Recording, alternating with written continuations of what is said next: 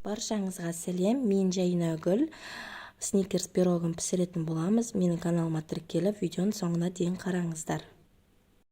Бізге керекті жұмыртқа 1 дана, қант 100 грамм, қаймақ 150 грамм, сары май 180 грамм, қопсытқыш 15 грамм, какао 40 грамм, ұн 400 грамм, сгущенка және арахис керек.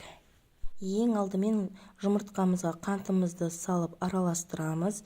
Одан кейін қаймағымызды салып, тағы да араластырып, үстіне сары майымызды қосып араластырамыз.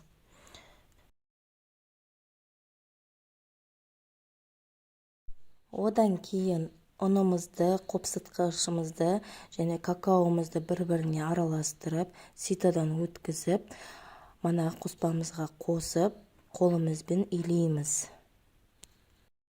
Бір ескере кететін жағдай, ұнымызды 400 граммнан асырмай, не кемімей қосамыз.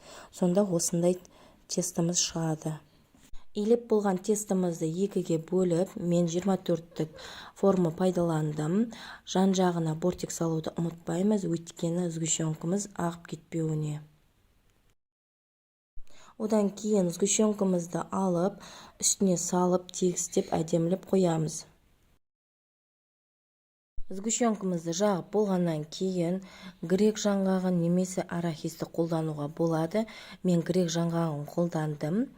Өздеріңіздің қалауларыңыз бойынша салуға болады.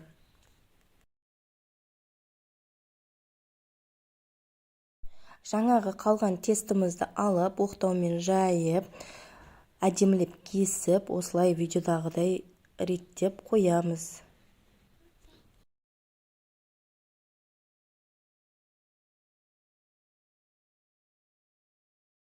Тестімізді реттеп болғаннан кейін үстіне жұмыртқамызды жағып, 180 градуста 10-15 минут пісіріп аламыз. 15 минутта пісіп шықты. Сіздерге кеңес беремін, жасап көріңіздер. Өте дәмді әрі тез жасалатын пирогымызды отбасыларыңызбен қуантыңыздар. Ас болсын, сау болыңыздар.